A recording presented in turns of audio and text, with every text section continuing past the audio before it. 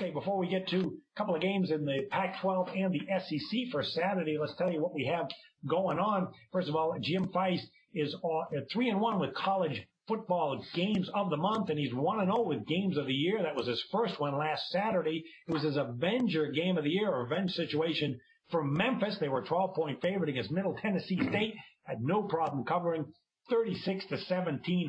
Rowdy's also off a winning NFL Sunday, 2-1 with his NFL totals. And for this week, Jim has an NFL Thursday night game of the month between the Giants and the Redskins. You can find that game and more at jimfeist.com. And Jeff, you have all kinds of winning numbers. See, since July 26th in baseball, 101-66 record. You had a rare blockbuster play on the Twins last Friday that got there. Plus that college football run is sizzling, including that big game of the year winner, your first game of the year release last Saturday. Yeah, and also the weekend started for me Thursday night. I had my Thursday night game of the month, the Atlanta Falcons, and that game was over in the first quarter. And then my 3-game college football package, I was 2-1, including my first conference game of the year was my Sun Belt game of the year, easy win at Georgia Southern, 28-6 over Southern Alabama. The LVSS Personal Service went 3-1-1 in the NFL on Sunday. Also, back on Saturday, I had a 20-star winning with Houston over UNLV, and it's just, and also on the show, my best bet won Kansas State. And I have to mention that last week, Sean Hess and I disagreed on the LSU game. He was right. I was wrong. He had Mississippi State. I had LSU. He was right on that one, but my best bet on the show still won with Kansas State. So it's been a great week, great season so far for LVSS. Just go to jimfeist.com and check out LVSS. Yeah, that's right. All three of us went 3-0 with our best bets on last week's show. Sean had that SEC game. I had Iowa, an early underdog that won the game straight up, and then you had another underdog that got there last week, so we'll try and duplicate that again. Okay, let's move on to, make sure you check out jimfeist.com for all these plays, including Jeff's LVS plays, and not just LVSS plays, not just in football, but also in baseball, too. All right, let's move on to the Saturday card. We got Missouri playing South Carolina. You got a pair of 3-1 teams here. South Carolina at home opened 5.5, and now we see some early action moving them up to 6. And it's an SEC showdown. It's also a revenge game, as last year's meeting between these teams was really a kick in the stomach for Missouri. They led the game all the way, 17-0 in the fourth. They had a complete collapse. They ended up losing in double overtime, 27-24. They just couldn't stop the South Carolina team in the fourth quarter and overtime. You got a South Carolina team that is 2-1 in the SEC in first place. Missouri, this is their SEC opener. And you got a great Missouri offense here with Matt Mock. He played last year a little bit, had 14 touchdowns and 4 interceptions already this year, and he's very mobile, too, with 115 yards rushing. And the offense is balanced. They average 38 points per game. Terrific backfield with Hansborough and Murphy, and senior wide receiver Bud Sasser is averaging 15.5 yards per catch. So it's very potent. However, they're off this game where they had to go up against that fast tempo Indiana team, and they lost a heartbreaker, 31-27. Yards were about even, although they gave up over 490 yards. Indiana had 241 yards rushing, and they lost it with 22 seconds remaining. So, on the one hand, if you like to play situational handicapping, Jeff, you got a team that's in bounce back mode here in Missouri, plus in revenge mode. On the other hand, is this Missouri team going to be too shell-shocked this week? I think the shell shock theory is correct here.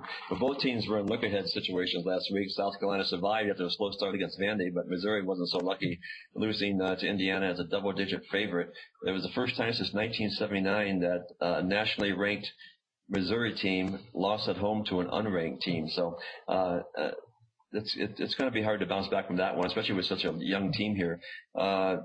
Last year, of course, as you mentioned, they blew that lead and they choked away and they lost overtime, 2 overtimes, 27-24. Indiana had 241 rushing yards, and the home Missouri defense is pretty much terrible. Matty Mock was 28-47 for 326 yards, 2 TDs and an interception. South Carolina quarterback Dylan Thompson was 22-34 for 237 yards and 3 TDs versus Vandy. Farrell Cooper had 10 catches for 114 yards. He also rushed twice for 74 yards. So South Carolina this season has a lot of points, and they're also giving up 480 yards per game. But South Carolina, I think, is over the hump. They had that debacle against Texas A&M, and now they had a great one over Georgia, and it looks like the worst is over for them, and they're getting better and improving. After those big losses on defense this year. Whereas Missouri has a young team coming off a humiliating loss, going on the road in a tough place to play. I think this all lines up very well for South Carolina. John. Okay, you got a Missouri team that's actually been very good in bounce-back situations, 12-3 against the spread after a spread loss. Keep in mind they're 8-1 over the total on the road. But the thing about South Carolina is, I remember we did a show before the season started checking them out, and you said that their offense is going to be fine behind Dylan Thompson. And you were right. He's been great. 11 touchdowns, 3 interceptions. They have a very balanced offense. They're averaging 36.8 points per game. But what really stands out with South Carolina is this defense. We knew they were gutted by the NFL, and they have not been good at all. They're 109th in the nation in points allowed, 36 points per game. And after last week's game, Steve Spurrier even mentioned, I'm not happy at all with this defense. So this is something to watch, whether he's making changes on the defensive line or giving it to him verbally. But right now they're not playing too well. The latest example was the win over Vanderbilt. Okay, a 14-point win is pretty good, but 48-34, they allowed 156 yards rushing, 379 overall. So that's certainly something to watch. Last year's game was just a thriller, but the way that I'm going to look at this game is I don't see a lot of defense. So I'm going to take a look at the total here. Missouri gave up 31 points to Indiana last week, despite the Hoosiers were only 1 of 14 on third down. Absolutely remarkable. They couldn't get any first downs on third down, and they still scored 31 points and pulled the upset in their first game against a really good offensive team. And then I already mentioned South Carolina's problems. USC, when they're facing a team with a winning road record, they're 22-10 over the total. Missouri on the road, 8-1 over the total. And finally, South Carolina in SEC games, they're on an 11-4 run over the total. So I see two very good quarterbacks and wide open offenses putting up a ton of points in this one.